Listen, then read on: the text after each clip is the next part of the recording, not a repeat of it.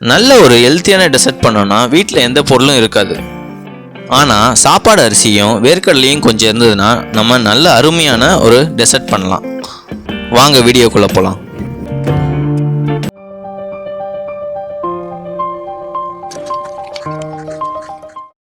First நம்ம ஒரு 1/2 kilo rice, சாப்பாடு அரிசி, எந்த அரிசி வேணாலும் எடுத்துக்கோங்க. எடுத்துட்டு நல்லா ரோஸ்ட் பண்ணிக்கோங்க. ஆயிலெலாம் எது விடாமல் ரோஸ்ட் பண்ணிக்கோங்க. இந்த டெசர்ட்டை பொறுத்த வரைக்கும் ரொம்ப ஈஸியாக சீக்கிரமாக பண்ணக்கூடிய டெசர்ட் தான் இது. அது மட்டும் இல்லாமல் எல்லாருமே சாப்பிடலாம் இந்த டெசர்ட்டை.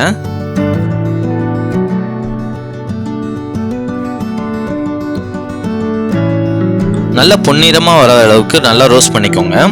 இந்த மாதிரி வந்தால் போதும். கூடவே இதில் பாதாம் ஆட் பண்ணிவிட்டு அதையோடு சேர்த்து நல்லா ரோஸ்ட் பண்ணிக்கோங்க.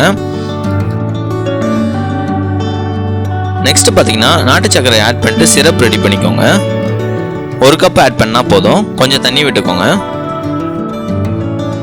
எந்த ஒரு டெசர்ட் செஞ்சாலும் நாட்டு சர்க்கரை ஆட் பண்ணிக்கோங்க, ரொம்பவே நல்லது. முடிஞ்ச அளவுக்கு ஒயிட் சுகர் அவாய்ட் பண்ணிக்கோங்க.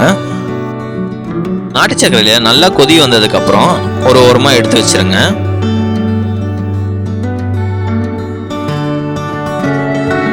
நெக்ஸ்ட் பார்த்தீங்கன்னா நம்ம வறுத்து வச்சிருந்த அரிசியையும் பாதாமையும் ஆட் பண்ணிக்கோங்க. ஆட் பண்ணிவிட்டு கூடவே ஏலக்காய் ஃப்ளேவருக்காக ஆட் பண்ணிக்கோங்க. ஏலக்காய் ஒரு 3 பல் ஆட் பண்ணால் போதும்.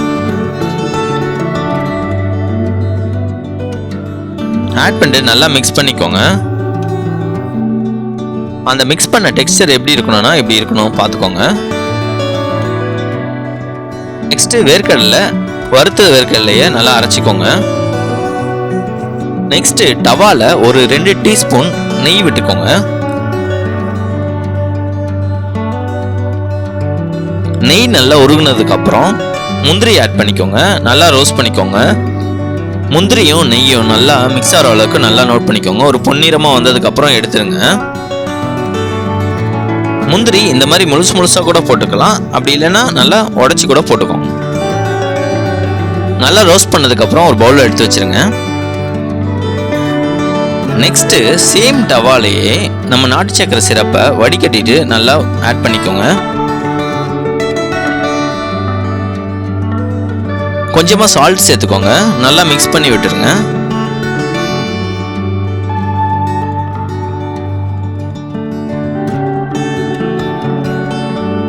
சிரப்பு கொஞ்சம் சூடானதுக்கப்புறம் நம்ம ரெடி பண்ணி வச்சுருந்த ரைஸ் மிக்சரை ஆட் பண்ணிக்கோங்க. கொஞ்சம் கொஞ்சமாக ஆட் பண்ணி நல்லா மிக்ஸ் பண்ணிக்கோங்க. நல்லா மிக்ஸ் பண்ணிக்கிட்டே ஆட் பண்ணிக்கிட்டே இருங்க.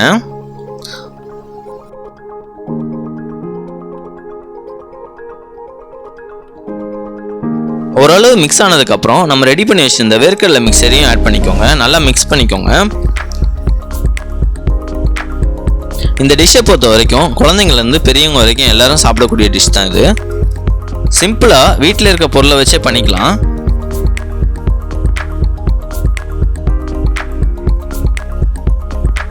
நல்லா மிக்ஸ் பண்ணிவிட்டு ஃபைனலாக நம்ம ரெடி பண்ணி வச்சுருந்த முந்திரியை ஆட் பண்ணிக்கோங்க. நல்லா மிக்ஸ் பண்ணிக்கோங்க.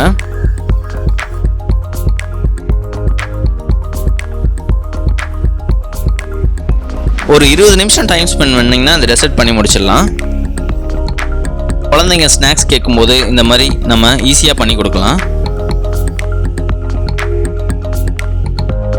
ஃபுல்லாக மிக்ஸ் பண்ணிவிட்டு ஒரு 10 நிமிஷம் நல்லா ஃபேன் காற்றுல நல்லா கூல் பண்ணிக்கோங்க.